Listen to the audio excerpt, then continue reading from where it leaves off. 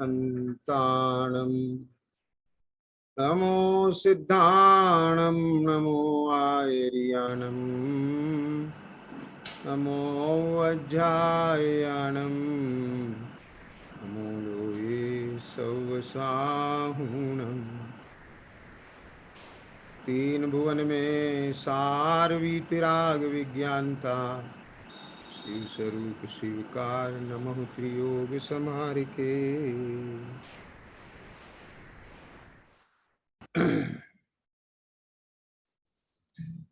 शेराला जी ग्रंथ के आधार से अपना स्वाध्याय का क्रम चल रहा है और इस क्रम में अपनी जो चर्चा चल रही है वो तीसरी ढाल के 12वें छंद के आधार से चल रही है। और इस चर्चा में कल वात्सल्य अंग की चर्चा प्रारंभ की थी। कल जो वात्सल्य अंग की चर्चा में बात निकल के आई थी उस पर आपने भी पुनः विचार किया होगा कि वात्सल्य का अर्थ प्रेम है, प्रीति है और वह प्रेम और प्रीति वह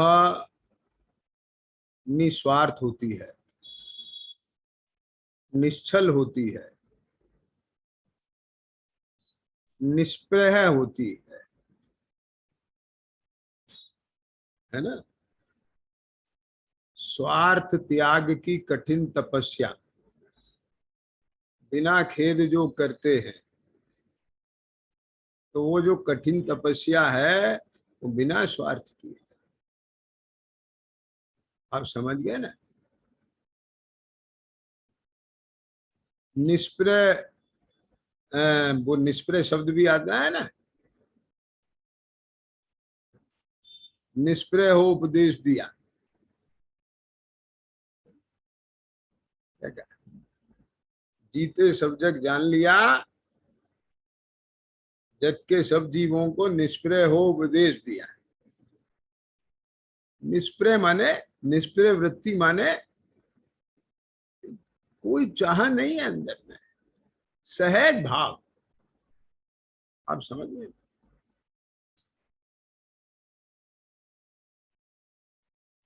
माँ को बच्चे से बहुत प्रेम है, ममता है, भाई भाई में बहुत प्रेम है, प्रीति है, लेकिन वात्सल्य इससे बहुत ऊपर है। मैंने कल ये कोशिश की थी कि किसी तरह से उस वात्सल्य का भाव कोई ज्ञान में आ पाए। वो कोई चित्र नहीं है जिसे आंखों से दिखाया जा सके, वो कोई संगीत नहीं है जिसे कानों से सुनाया जा सके, उसमें कोई स्वाद नहीं है जिसे चखाया जा सके। क्या कहा, उसका कोई स्पर्श नहीं है जिसे स्पर्श कराया जा सके, उसमें कोई गंध नहीं है जो नाक से बताई जा सके। वो एक अनुभूति का विषय है, वो एक भाव है। आप समझ रहे हैं ना। इसलिए वो भाव भाषण का विषय है। और चारों तरफ से ये सारी बात करके मेरा ये प्रयास था कि आपको उसकी जाति में क्या अंतर है, जिस प्रीति और भाव को हम वात्सल्य की संज्ञा दे देते हैं। वो भाव बहुत पवित्र है। आप समझे ना।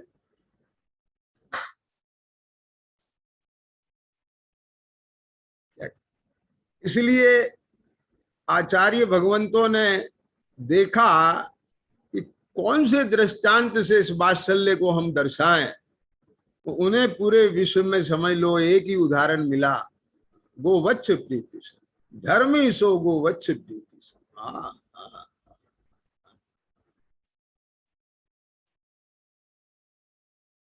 आई बात पकड़ने के लिए।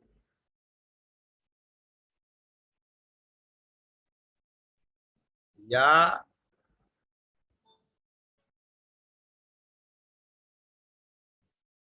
कल ये चर्चा की थी कि वो वात्सल्य का भाव,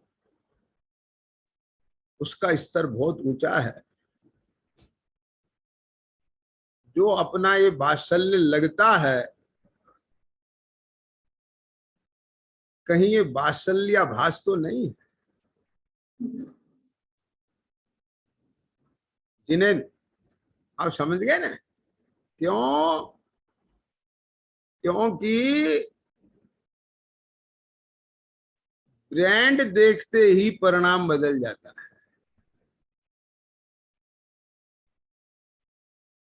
क्या कहते हैं, आप समझे ना? क्वालिटी की पहचान नहीं है, माल की पहचान नहीं है।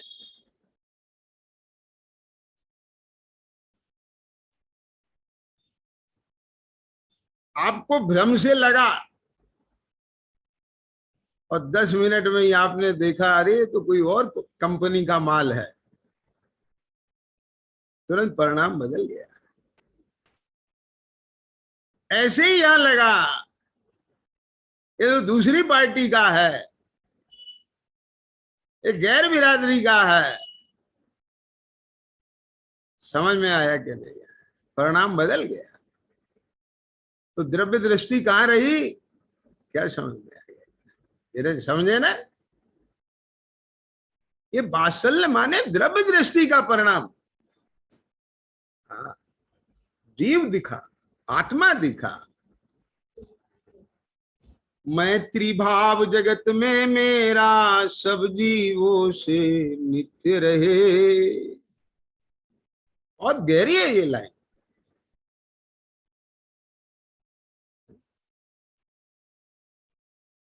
मैं बीच में, प्रवचन के बीच में प्रश्न पूछ रहा हूं, कक्षा नहीं है ये। प्रवचन के बीच में लाइन का अर्थ पूछ रहा हूं। बताओ कौन बताएगा इसका अर्थ? करो हिम्मत। जिन्हें बताएंगे मैत्री भाव जगत में मेरा सब जीवों से नित्य रहे। बताओ इसका अर्थ बताओ। दीन दुखी जीवों पर मेरे उर्से करना स्रोत बहे। अर्थ बताओ इसका।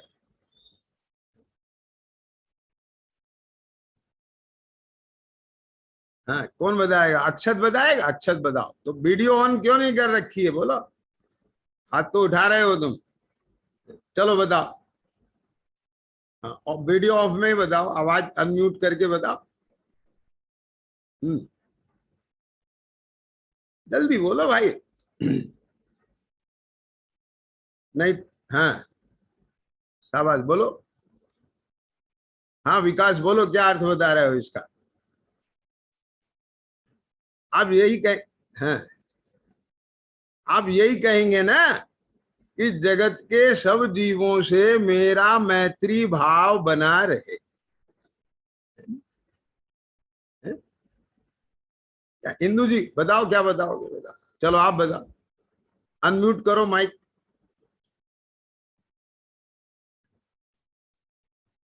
आपका माइक अनम्यूट नहीं हुआ है अभी।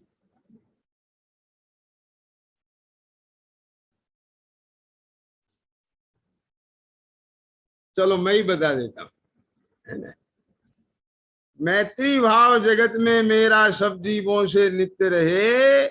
मेरा सब जीवों से मैत्रीता का भाव रहे, सबसे मेरी मैत्री बनी रहे। ये पॉसिबल ही नहीं है। आपकी सबसे मैत्री बन जाए, ये पॉसिबल नहीं है। तो क्या मतलब है इसका दिनेन? कि मेरा सम्यक दर्शन नित्य बना रहे, मेरी द्रव्य दृष्टि बनी रहे। क्या समझ में आया?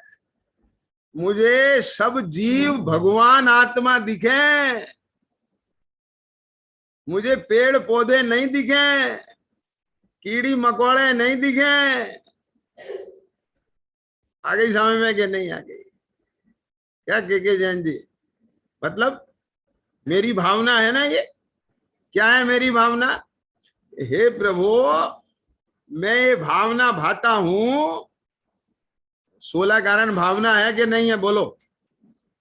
अब 16 कारण भावना में दर्शन विशुद्धि भावना है कि नहीं है? और दर्शन विशुद्धि भावना का विषय बोलो क्या है?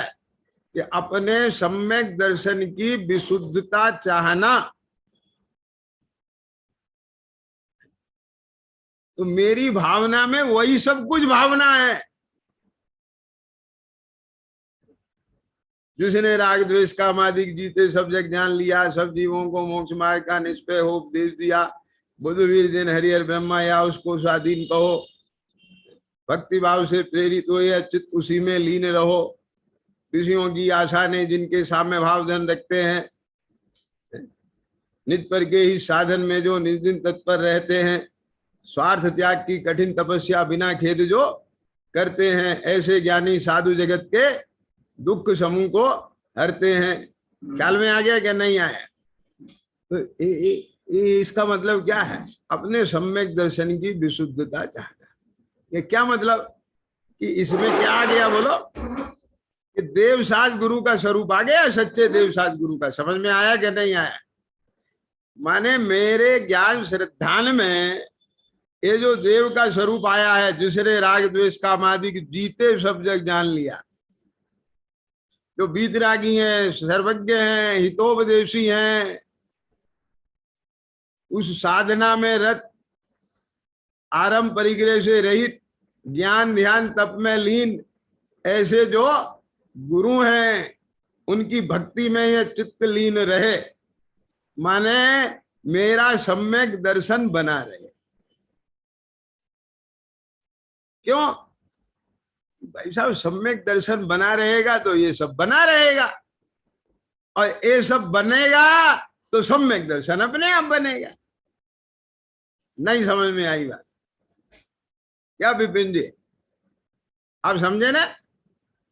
एक देवता ने पूछा धनपाल जी, बोलो मैं तुम्हें वर देता हूं, एक चीज मांग लो बस, ज्यादा नहीं। तो मुझे पता है तुम बनिया हो, और तुम्हें अगर छूट मिल जाए तो तुम सारा पर नापने की कोशिश करोगे, बस एक चीज मांग लो, एक वर मिलेगा। तब वो तो था ही ना बनिया दिमाग से। तो पता है क्या मांगा उसने? कि साहब मैं ये चाहता हूं कि अपने पड़पोते को क्या कहा, सोने की कटोरी में दूध पीते देखना चाहता हूं। क्या बोला? तो एक ही चीज मांगी ना, कि एक देखना चाहता हूं पड़पोते को। तो इसमें पता है क्या हो गया? बेटा भी मांग लिया, बेटे का बेटा भी मांग लिया, पड़पोता भी मांग लिया, अपना जीवन भी मांग लिया। देखूंगा तो तब तक जिंदा रहूंगा। और सोने की कटोरी में दूध पीना माने पैसा भी मांग लिया है, और जिंदा ही नहीं रहूंगा, मेरी आंख की रोशनी भी बनी रहे, स्वस्थता भी रहे, इंद्रियों की, सब मांग लिया ना। क्या? ऐसे ही सम्यक दर्शन बना रहेगा तो ये सारी मेरी भावना बनी रहेगी, और मेरी भावना बनी रहेगी माने सम्यक दर्शन बना रहेगा। क्या समझ में आई बात? मालूम है, ये मेरी भावना का पाठ जो है ना, ये बहुत स्थूल दिखाई देता है। मैं ये छेड़ाला के बाद लूंगा इसे भी, मतलब क्या करें, मेरी आदत बहुत खराब है। एक बात्सल्य अंग है, उसे छोड़ने का मन नहीं करता। बोलो बता, क्या करें? 33 सागर तक चर्चा होती है, पूरी नहीं होती।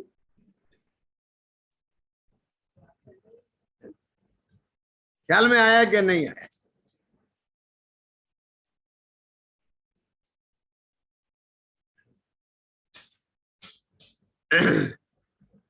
ऐसा लगता है कि मेरी भावना तो बहुत, ये तो स्थूल की चीज है, ये व्यवहार है पूरा का पूरा। ये व्यवहार में बहुत गहरा निश्चय है।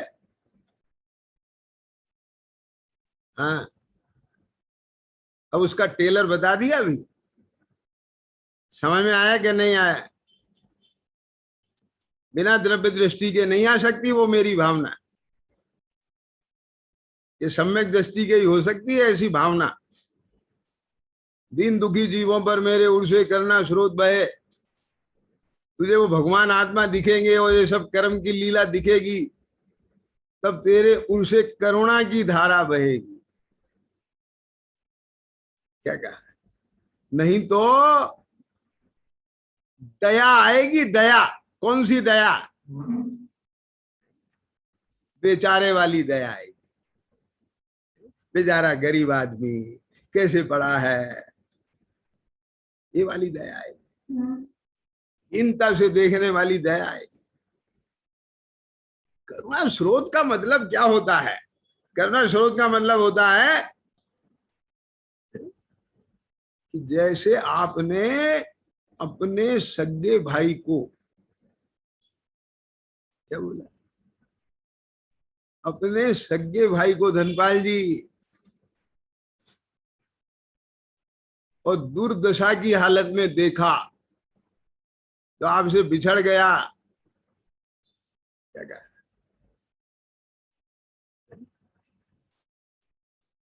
जो कभी धनवान था आपके तरह, बिल्कुल बढ़िया रहता था, पता नहीं कहाँ गायब हो गया, और उसे ऐसे बेगर, बेगर मतलब भिखारी, बेगर कहते हैं ना, चिद्रूप,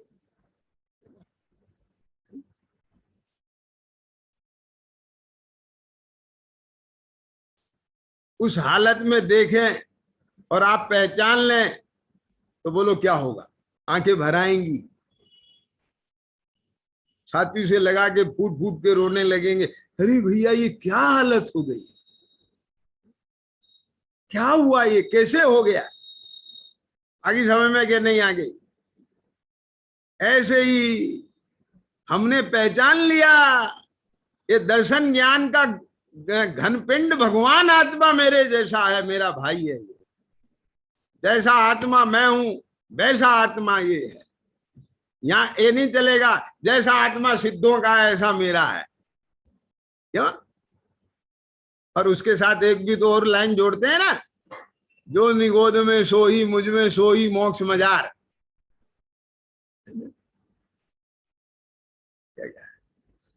सिद्धों जैसा मेरा आत्मा है, मेरे जैसा सिद्धों का आत्मा है, ये देखकर अपने स्वभाव को प्रकट करने का भाव और पुरुषार्थ जगना चाहिए। और ये सब छह काय के जीवों को देखकर, दीन दुखी पर्याय में जीवों को देखकर कि इनके जैसा मेरा आत्मा और मेरे जैसा इनका आत्मा, तो अंदर से करुणा का स्रोत बहना चाहिए कि मेरे जैसा ये आत्मा होकर, मेरा भाई होकर, और ये कैसी दशा में आ गया। क्या समझ में आया सर? ओहो, देखो कर्मों की विचित्रता, देखो ये अपने आत्म स्वभाव की अज्ञानता का फल, ये मिथ्या श्रद्धान का फल, मिथ्या ज्ञान का फल, मिथ्या चारित्र का फल। कोई बात नहीं भाई, कोई बात नहीं। समझ में आया? जब स्वर्ण के बनाने की रसायन प्राप्त हो गई, किसको? भर्तरी को। तो भर्तरी को जब रसायन बनाने की विद्या प्राप्त हो गई तो उसे अपने भाई की याद आई, और शिष्यों को कहा कि जाओ, मेरा एक भाई, ख्याल में आया कि नहीं आया? एक कौन सा भाई बता सकते हो? शुभचंद, जिन्होंने ज्ञानार्णव जी ग्रंथ की रचना की है, कि मेरा भाई शुभचंद किस हालत में है, कहां है? समझ में आया कि नहीं? देखो, सारी दुनिया दुख में भाई को याद करती है, लेकिन उन्होंने सुख में याद किया। बात पकड़े ना? क्या वो अपने को स्वर्ण की रसायन बनाना आ गया है, अब अपने पास में वो विद्या आ गई है, अब अपने भाई को ढूंढो कहाँ है वो। तो क्यों ढूंढो? उससे सोना लेना है कि सोना देना है? आ गई समझ में कि नहीं आ गई? यहाँ तो उल्टा काम होता है। जब अपने पास कुछ नहीं होता है तब भाई याद आता है। ख्याल में आ गया कि नहीं आया? अब मैं इसमें से दूसरी बात बताने जा रहा हूं। मैं बहुत समय नहीं खींच रहा हूं इस कहानी में। तो पहले आधी रसायन भेज दी थी, अब वो शिष्यों के द्वारा वहां बिखर गई, अथवा उन्होंने सुखचंद ने कहा डाल दो, मुझे नहीं चाहिए ज्यादा ही तुम्हें, ऐसा है। फिर बची हुई रसायन लेकर के भरतरी गए। तो मालूम क्या कहते हैं? भाई कोई बात नहीं, वो आधी बेकार हो गई, खराब हो गई, कोई बात नहीं, अभी अपने पास आधी बची है। क्या बोला? आप समझे? भाव परिणाम देखो जरा नजदीक जाके। क्यों? तो रसायन मिलते ही, रसायन बनते ही भाई की याद आती है। ऐसे ही हमें भोजन करते हुए मुनि भगवंतों की याद नहीं आना चाहिए,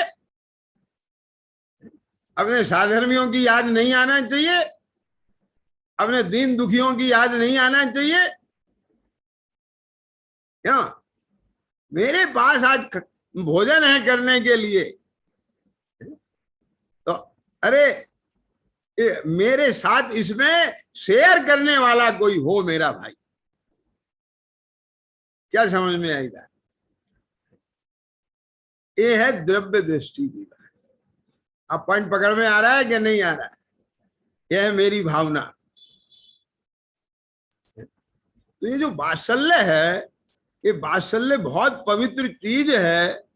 और मैं आपको एक चीज बताना चाहूंगा अभी, यद्यपि चौथे गुण स्थान में ही सम्यक दर्शन का अंग है ये वात्सल्य।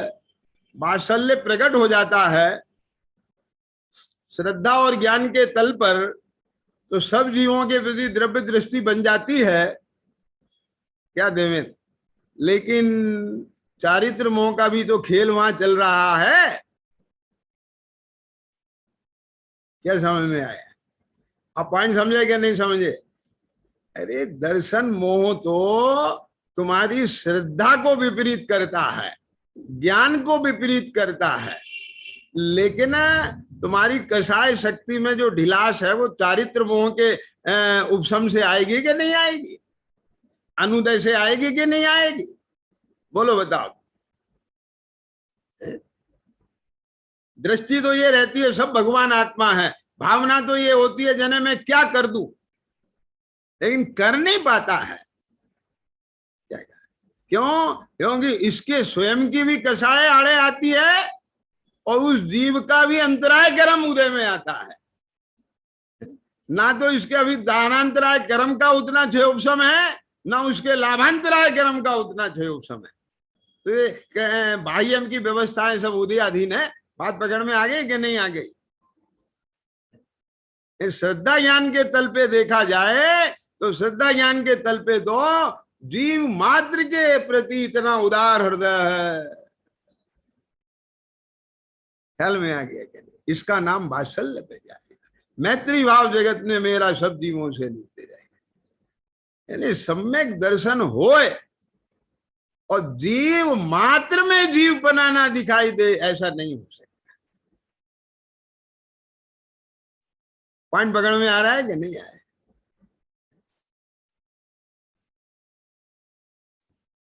क्या समझ में आई बात?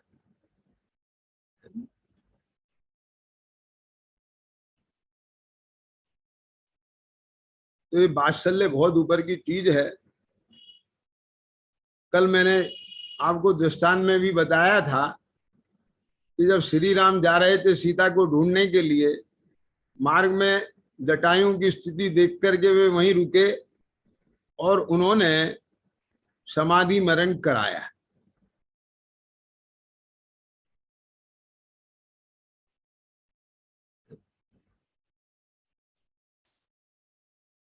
तो ये भी वात्सल्य समझ में आ जाता है। क्या कहा? क्यों? आप कहेंगे कि बोले साहब वो पता था व्रती है, पंचम गुण स्थान व्रती है। समझ में आ गया क्या नहीं आया? और एक और बात भी तो है कि उनने सीता का भी तो पता बताया था ना, और सीता के बचाव के लिए भी तो लड़ते लड़ते एक घायल हुआ था ना। बात समझना जरा।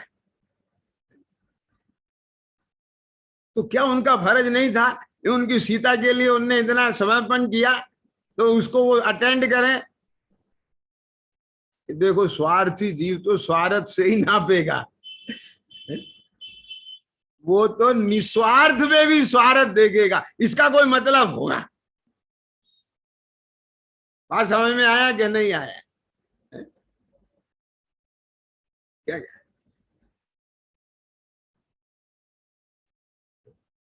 मेरा भाव रहता है कि सब जीव भगवान के द्वारा बताए गए तत्व ज्ञान को समझें, प्राप्त करें। प्रेरणा भी करता हूं, ख्याल में आया ना। अब कोई इसमें ये समझे पता नहीं इनका क्या मतलब है, क्या क्या समझने वाले समझते भी हैं, कहने वाले कह भी देते होंगे आगे पीछे, समझ में आया ना। लेकिन जिसकी सोच जैसी होगी, जाकी रही भावना जैसी तिन देखी प्रभु मूरत तैसी। तो कहने वाले तो यहां भी ये कह सकते हैं, लेकिन भैया आप इतिहास में देखें, आप पुराणों में देखें, बहुत सारी घटनाएं आपको ऐसी मिलेंगी कि जहां कोई स्वार्थ भी समझ में नहीं आता है, कोई है ना भय या लालच भी नहीं होता है, तो भी एक इंसान दूसरे इंसान के लिए तन मन धन समर्पित कर देता है। ये केवल इंसान का इंसान के प्रति इंसानियत का ही तो भाव है। आगे समझ में क्या नहीं आ गई? एक मनुष्य का दूसरे मनुष्य से मनुष्यता का ही तो भाव है। एक भारतीय का दूसरे भारतीय से भारतीयता का ही तो भाव है। ख्याल में आया कि नहीं आया? अपने यहाँ ये बात बहुत उदाहरण में दी जाती है, प्रमाण उसमें दी जाती है, प्रमाण में दी जाती है कि आपको देखना है भाईचारा, तो आप सिख समाज में देखिए, उसमें समाज में देखिए, फला समाज में देखिए कि वो अपने ही भाइयों को कितना उठाते हैं, व्यवसाय में लगाते हैं, सहयोग करते हैं। आगे समझ में कि नहीं आ गई? और उस समाज में देखिए कि वहां एक दूसरे की टांग खींचने से फुर्सत नहीं है। तो ऐसी बातें आती हैं कि नहीं आती हैं? बोलो सुनने में। क्यों? क्यों? क्योंकि वो वहां पर किसी और भाव से नहीं देखते, वो ये देखते हैं कि ये मेरी बिरादरी का है। आगे समझ में कि नहीं आगे? तो जब एक भारतीय को दूसरे भारतीय को देखकर भारतीयता का भाव जगता है, मानव को मानव के प्रति मानवता का भाव जगता है, तो अपने को ज्ञान दर्शन उपयोग में आत्मा को देखने वाले को दूसरे ज्ञान दर्शन उपयोग में आत्मा को देखकर वात्सल्य का भाव क्यों नहीं उमड़ना चाहिए? सवाल ये है। और यदि नहीं उमड़ता तो समझ लो ना तो इसने अपने को भारतीय देखा, ना उसने भारतीय देखा, ना इसने अपने आप को मानव देखा, ना उसे मानव देखा। समझ में आया ना? कुछ और देखा। जहां भारतीय पने से देखना था वहां इसने जाति से देखा, प्रांत से देखा। जहां मानवता से देखना था वहां उसने शिक्षित अशिक्षित भेद से देखा, जाति संप्रदाय के भेद से देखा। समझे ना? कोई ना कोई भेद से देखा, तभी तो भेद पड़ा। क्या क्या? और ध्यान से सुनना, अभेद में भी भेद है और भेद में भी अभेद है। ये तो आप पर निर्भर करता है कि आप अभेद में भेद देखते हो कि भेद में अभेद देखते हो। लेकिन ध्यान देना, एक तीन विपर्य में एक भेदाभेद विपर्य भी है। देवेंद्र, तो वो विपर्य क्या है कि भेद जहां दिखना चाहिए वहां अभेद देखे, और जहां अभेद दिखना चाहिए वहां भेद देखे। क्यों? क्योंकि वस्तु का धर्म है ये तो। अभेद में भी भेद है और अभेद में भी अभेद है। वस्तु भेदा भेद है, तो विपर्य का क्या मतलब कि उसे देखने वाले ज्ञान में विपरीतता। ख्याल में आया कि नहीं आया? कि भेद को बिल्कुल नहीं मानना, अभेद ही मानना, अभेद को बिल्कुल नहीं मानना, भेद ही मानना। और यदि तेने भेद भी माना, अभेद भी माना, तो जहां अभेद देखना था वहां भेद देखे, जहां भेद देखना था वहां अभेद देखा। बात पकड़ में आ रही है कि नहीं आ रही है? समझ में आया? देखो, बात ऐसी है कि ये तो हमारे ऊपर निर्भर करता है ना, कि हम अपने प्रयोजन के हिसाब से, अपने स्वार्थ के हिसाब से वस्तु भाषा को कैसे भी तोड़ मरोड़ करके उसका अर्थ निकाल ले, उसे सिद्ध कर दे। समझ में आया कि नहीं आया? शब्द तो उसने एक ही बोला, तू चल मैं आता हूं। तो उसे तो भेज दिया। बाद में उसने कहा तूने तो मुझे फंसवा दिया। बोले मैंने ये कहा था कि तू चल, मैंने तो तू ये कहा था तू चल मत, मैं आता हूं। मैंने यही शब्द बोले थे, भगवान की कसम खा के कहता हूं। अब बोलो गलत कह रहा है क्या? यही नहीं बोले थे? शब्द तो वही थे ना ईशान, तू चल मत मैं आता हूं। याद रख लेना जरा, तू एक शब्द, चल दूसरा शब्द, मत तीसरा, मैं चौथा, आता हूं पांचवा। पांच ही है, ध्यान से सुनना। तू चल मैं आता हूं, तू चल मत मैं आता हूं। क्या कह गए? बोलो। वाक्य तो वही है, शब्द वे ही हैं, अक्षर वे ही हैं, पर लेकिन अर्थ देखो कितना फर्क पड़ गया। दिन रात का फर्क है कि नहीं दोनों के मतलब में? उसने कहा मैं चल रहा हूं, चल रहा हूं। नहीं नहीं, तू चल मत मैं आता हूं। क्या मैं चलूं कि नहीं चलूं? कि तू चल। समझ में आया कि नहीं आया? मेरा मतलब कहने का यह है कि आपने कहां वजन दिया,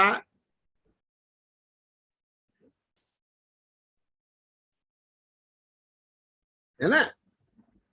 मैं शायद ये वाक्य गलत बोल गया हूं, कुछ और है वो वाक्य। आप है? है? हाँ, क्या कहा? हाँ, रोको मत जाने दो, है ना? रोको मत जाने दो, रोको मत जाने दो। आगे समझ में कि नहीं आगे?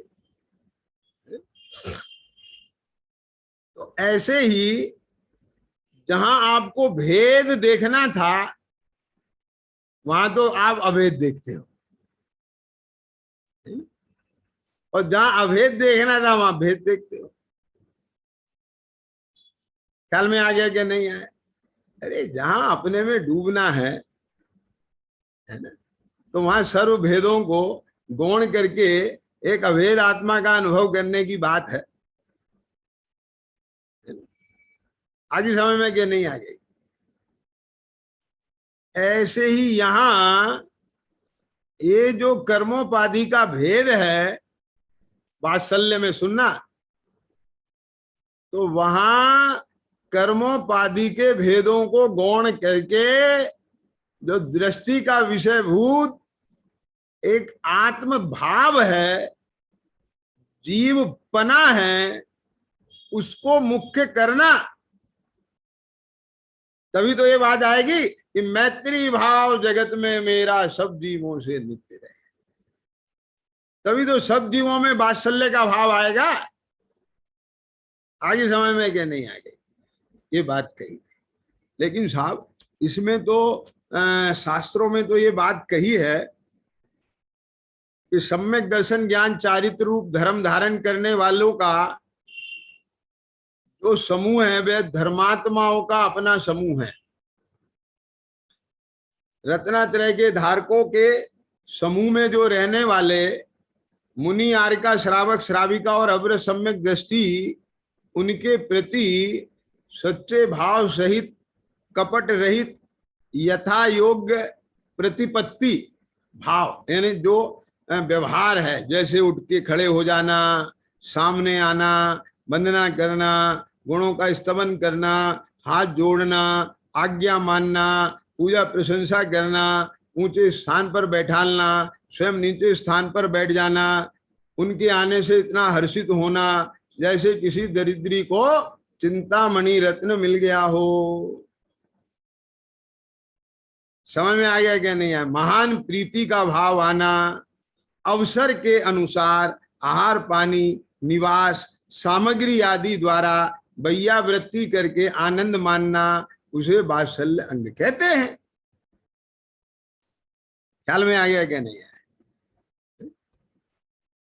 तो अब समझना जरा मेरी ध्यान से,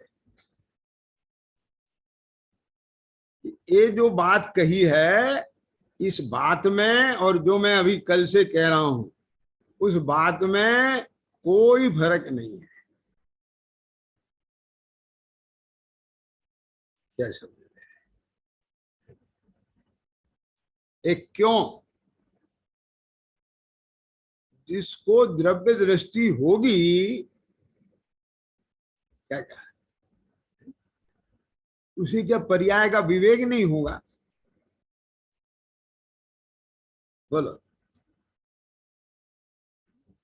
सम्यक दृष्टि को अकेले द्रव्य दृष्टि होगी, पर्याय का विवेक नहीं होगा। पर्याय का विवेक नहीं है उसे, तो फिर सम्यक दृष्टि कैसा है? ये तो अन्य मत में भी ये बात कही है, ये सब एक ब्रह्म, एक को ब्रह्म है, सब एक ब्रह्म का अंश है, सब शुद्ध ही है। ख्याल में आ गया क्या नहीं? तो मतलब कहने का ये है ना, समझ में आ रहा है ना? तो पर्याय का विवेक नहीं होगा क्या? तो पर्याय का विवेक है क्या नहीं वहां? बोले कि सामने अगर मुनिराज आ रहे हैं तो उनके साथ, उनके प्रति कैसा व्यवहार करना, आर्य का है तो कैसा व्यवहार करना, श्रावक श्राविका है तो कैसा व्यवहार करना,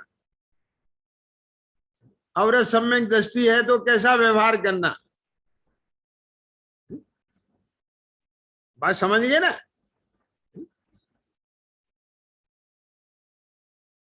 क्यों? अब इसमें आया कि मान लो उन्हें भोजन कराना है, क्यों? तो आपको इतना विवेक नहीं होगा, ज्ञान नहीं होगा कि जैसे श्रावकों को कराया जाता है ऐसे मुनियों को कराओगे, जैसे मुनियों को कराते हैं ऐसे श्रावकों को कराओगे। क्यों? क्यों? वो तो सबको हम जीव देख रहे हैं, सबको एक आत्मा देख रहे हैं, समान देख रहे हैं। ऐसा नहीं है। आगे समझ में क्या नहीं आ गई? अरे जीव तो एक पशु भी है, कुत्ता भी है, बिल्ली भी है। क्या समझ में आ गया? और जीव तो एक मनुष्य भी है। क्यों? अपना बेटा भी है, भाई भी है। क्यों? तो वहां विवेक तो रहेगा ना कि इसे कहां बैठालना। ये नहीं है बात, आपको समझना पड़ेगा। जिसका जैसा व्यवहार है वो वैसा व्यवहार होता है, लेकिन अंतर से परिणाम और दृष्टि में वो भी जीव आत्मा दिखता है। बात समझ में आ गया क्या नहीं आ गया? इनमें बहुत अंतर है। आगे समय में कि नहीं आगे? जैसे मान लो 4 भाई हैं, एक भाई अरबपति, एक करोड़पति, एक लखपति, और एक ने लाख देखे नहीं, वो तो बस जो सुबह शाम तक मजदूरी करे वही खा ले। आज समय में कि नहीं आ गई? भाई पने एक हैं। क्या बोला मैंने? है कि नहीं है? आपस में उनका जो प्यार है, जो एक लगाव है, जो एक निगाह है, तो भाई भाई जैसा रहता है कि नहीं रहता है? लेकिन रहने के तरीके तो सब अपने अपने उदय के अनुसार करते हैं। क्या समझ में आ गई बात? धनपाल जी समझ रहे ना? अगर तू इस बात से अपने भाई को हीन देख रहा है, सुनना जरा ध्यान से, ये क्या हीन देख रहा है? ये कुछ नहीं है, ये तो मजदूर की तरह से देख रहा है। ये क्या देख रहा है? इसके लिए तो लाख रुपए भी नहीं है इसके पास, टोटल जमा पूंजी भी। इससे ज्यादा तो मैं अपने वर्कर को नौकरी दे देता हूं। तो ये जो तेरी हीनता की दृष्टि है ना, ये खोटी है। भले ही तू उसे अपने बराबर में बैठ करके अपने साथ चांदी के बर्तन में खीर खिला रहा हो। क्या समझ में आ गया? आगे समझ में क्या नहीं आई? धनपाल जी क्या कह रहे हैं? तो कहीं कहीं ऐसा भी प्रसंग बन सकता है। क्या कहा? यदि आपको ये दिखता है कि इसे ऐसा रोग है, क्या रोग है कि इसे मेरे चांदी सोने के बर्तन देख करके मन में क्षोभ होगा, दुखी होगा, तो आप नहीं दिखाओ उसे सोने चांदी के बर्तन, उसके साथ स्टील के बर्तन में खाओ, और वो सोना चांदी के बर्तन में खाते हो। समझ में आ गया क्या नहीं आया? तो ये भी आपका वात्सल्य है। बात पकड़ में आ रही है क्या नहीं आ रही है? किसान समझे ना? बात व्यवहार वाली नहीं है, बात तुम्हारे निगाह की है, उसके पीछे का अभिप्राय प्रयोजन है। गुरु शिष्यों को प्रताड़ित करते हैं, दंड देते हैं। ये जो कथा भी आपको वात्सल्य अंग में जो मैं सुनाऊंगा भी और आपको पता भी है, तो उसमें अकंपनाचार्य ने क्या दंड दिया था? जाओ जिस जगह पे तुम्हारा उनसे वाद विवाद हुआ था, आप उसी जगह जाके ध्यान करेंगे। ये दंड दिया ना, ये वात्सल्य है। ये उनको मौत के मुंह में भेज रहे हो अकेले। बात को समझना जरा। ये तुम उन्हें प्रायश्चित दे रहे हो कि 2 दिन का उपवास करो। क्या समझ में आ गई बात? फला चीज का त्याग करो। आ रही है समझ में कि नहीं आ रही? माँ बाप बच्चों को दंड देते हैं ना, तो ये वात्सल्य नहीं है क्या? व्यवहार तो बिना वात्सल्य का दिखाई दे रहा है। और जो जिन्हें वो वात्सल्य दिखता है ना, पुचकार पुचकार के जो मांगे सो दे, और लाड़ प्यार ऐसा, वो बिगड़ रहा है, बिल्कुल चोर उचक्का बन जाएगा। गुरु का शिष्य जो है बिल्कुल अनुशासनहीन होता जा रहा है। समझ में आ रहा है कि नहीं आ रहा है? आप उसे गुरु का वात्सल्य कहेंगे, माता पिता का वात्सल्य कहलाएगा वो। आप बात समझे कि नहीं समझे?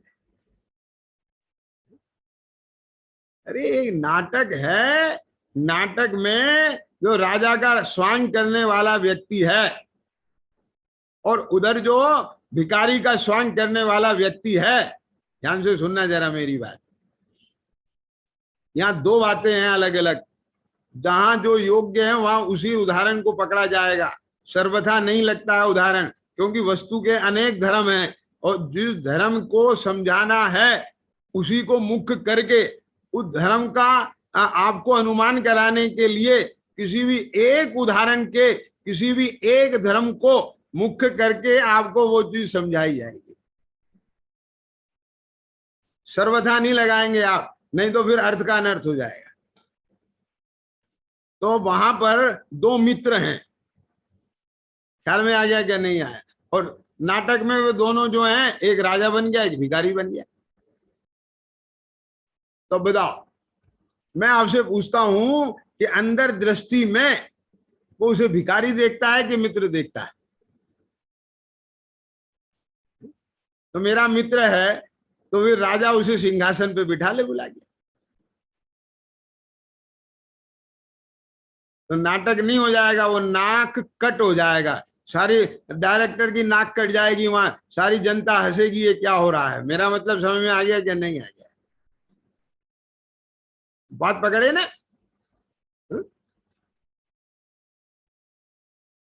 अरे समव शरण में भी सबके बैठने के कोठे अलग होते हैं। जब सब समान है तो मनुष्यों के साथ पशुओं को बैठा दो, क्या बात पकड़े ना? ये नहीं है बात। यहां बात है, क्या कहा, बात समझ गए कि नहीं?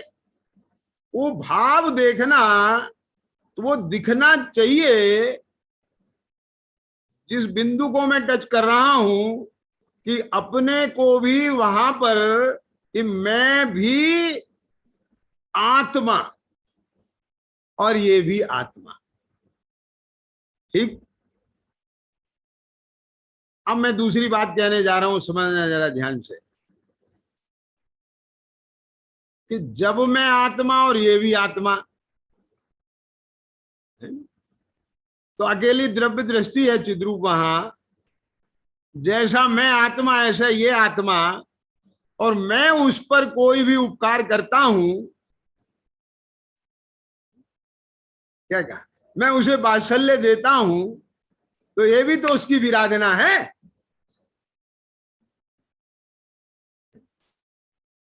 इंदु जी मना कर रही है ये कैसे है? आप किसी को कुछ दे रहे हैं तो क्यों दे रहे हैं? उसे जरूरत होगी तभी तो दे रहे हैं। क्या क्या, और जब उसे जरूरत नहीं है फिर भी दे रहे हो तुम, तो विराधना नहीं है उसकी। ज्ञान अज्ञानी को दिया जाता है कि ज्ञानी को दिया जाता है? चलो अब ऐसे समझाओ, मैं यहां पर आपको समझा रहा हूं, आप समझ रहे हैं, तो उल्टे तुम मुझे ही समझाने लग जाओ तो कैसा लगेगा? बात पकड़ में आगे कि नहीं आगे? धनपाल जी मैं क्या कह रहा हूं, तो जब द्रव्य दृष्टि से समान है तो फिर वह देने लेने का व्यवहार क्यों? और तुम दे लेने का व्यवहार कर रहे हो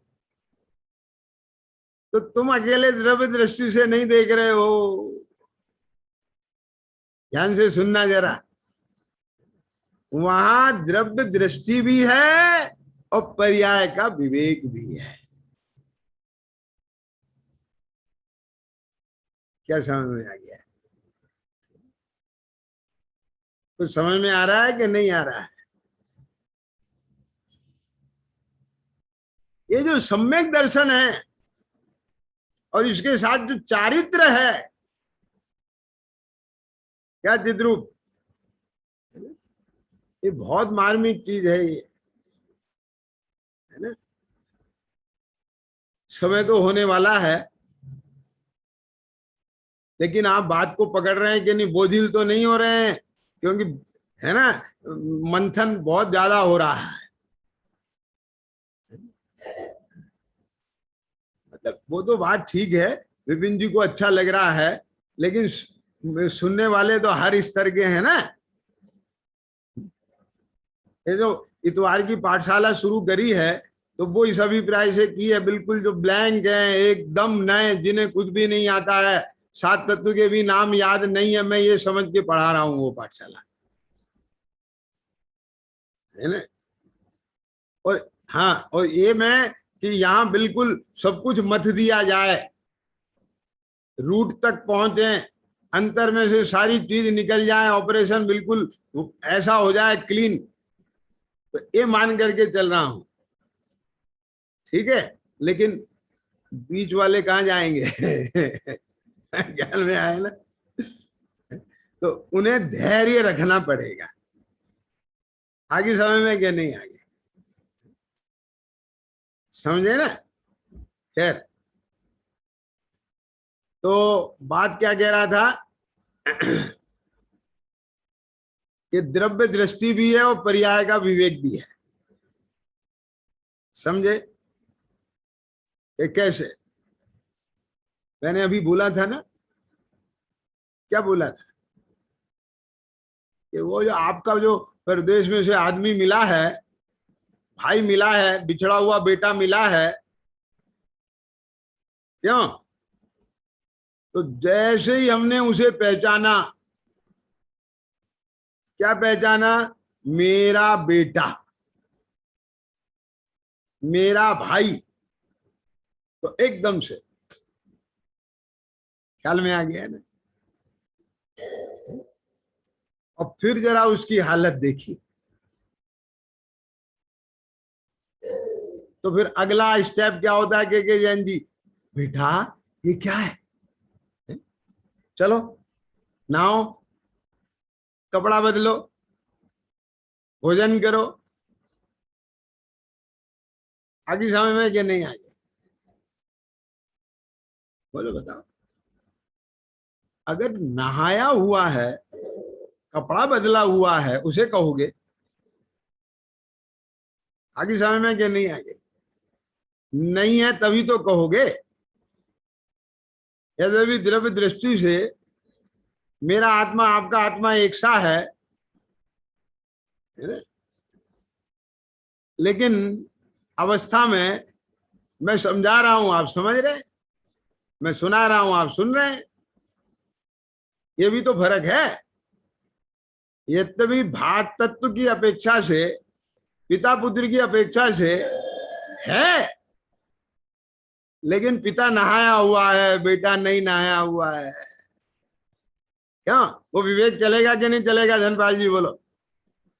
आप भगवान की पेचाल कर रहे हो, और बेटा ऐसे ही आ जाए, पोता ऐसे ही आ जाए, तो उसे छाती से लगा लोगे तुम,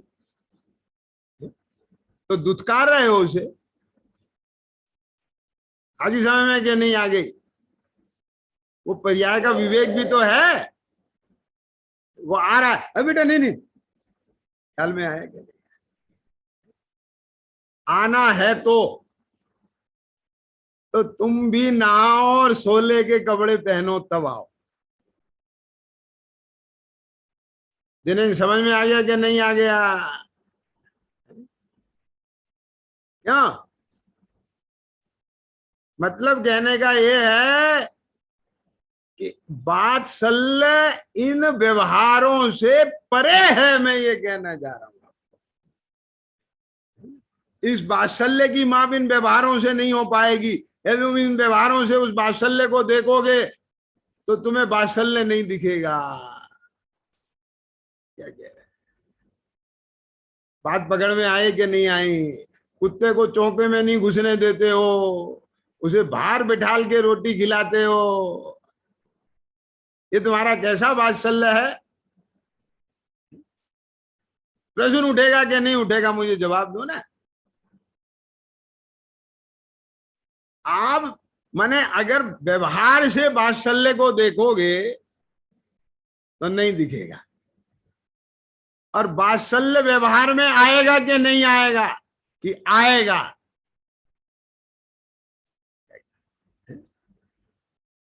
निश्चय वात्सल्य तो अपने आत्मा से है, क्या कहा, निश्चय वात्सल्य तो मनोवाणी और काया से परे है। वहां तो आत्मा का आत्मा से वात्सल्य है। तो ये जो चर्चा ये आई है ना, क्या कहा, सम्यक दर्शन ज्ञान चारित्र रूप धर्म धारण करने वालों का जो समूह है वे धर्मात्माओं का समूह है, उनके प्रति, तो ये तो परद्रव्य की बात आ गई ना। क्या समझ में आ गई बात? तो ये जो निश्चय से परमार्थ से जो प्रगट पर्याय है, वो प्रगट पर्याय अपने चैतन्य के प्रति जो झुकती है, उसमें जो समर्पित होती है, जो ज्ञान की पर्याय अपने को ज्ञायक जानती है, जो श्रद्धा की पर्याय अपने को ज्ञायक ही हूं, जीव ही हूं, आत्मा ही हूं, ये मानती है। समझ में? चारित्र की पर्याय पर और विकल्पों को दूर करके, यानी उनसे रहित होकर के अपने में समाती है, ये निश्चय वात्सल्य है।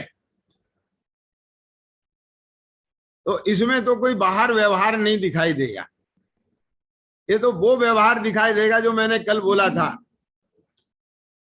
कि राजा श्री वर्मा गए अकंपनाचार्य के दर्शन के लिए, और उन्होंने ना तो आशीर्वाद दिया, ना आंख खोल के उन्हें देखा, ना उन्हें कोई धर्मोपदेश दिया।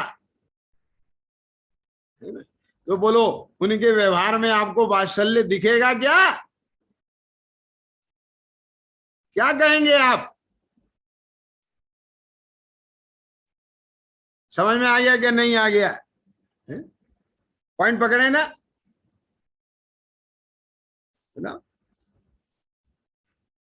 आप किसी के घर जाएं, वो आपसे बोले भी नहीं, तो कैसा लगेगा आपको? खराब लगेगा।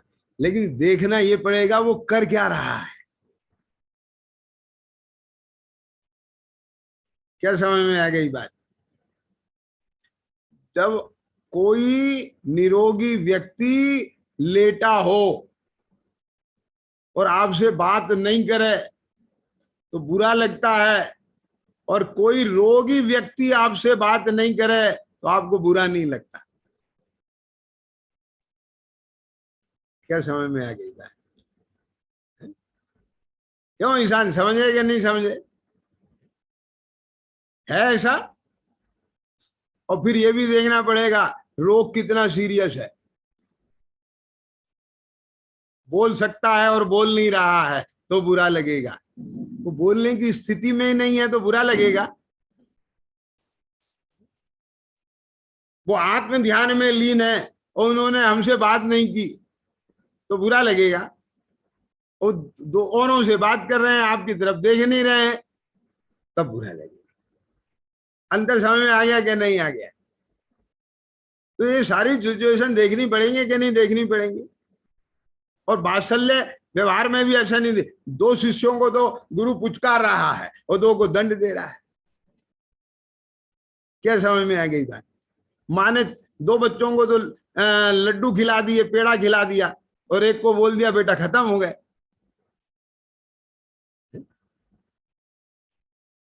क्या कह रहे? तो उसे उसके प्रति वात्सल्य नहीं है। ये क्या हो रहा है? भेदभाव। कि तुम नहीं समझ सकते हो। जिसे कह दिया खत्म हो गए, उसे खांसी है। उनसे कह दिया देख भाई के सामने मत खाना तुम।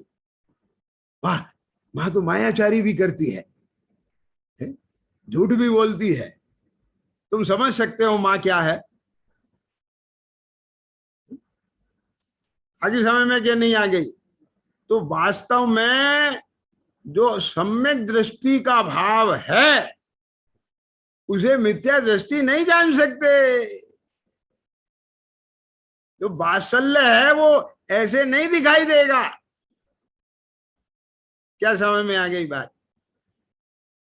और तुम जिसे वात्सल्य समझते हो, क्या कहा है कि पेड़ा दे देना वो वात्सल्य है, ये वात्सल्य नहीं है भाई। ख्याल में आ गया? तो इस तरह से अभी वात्सल्य को जानने के लिए हमें उस दृष्टि चाहिए जिस दृष्टि पूर्वक एक आत्मा को दूसरे आत्मा से वात्सल्य होता है, एक आत्मा को धर्मात्माओं से वात्सल्य होता है, और वो वात्सल्य किस लेवल का और किस रूप में होता है, ये सब भी जानने की बहुत जरूरत है, और इसका विशेष चर्चा कर लेंगे।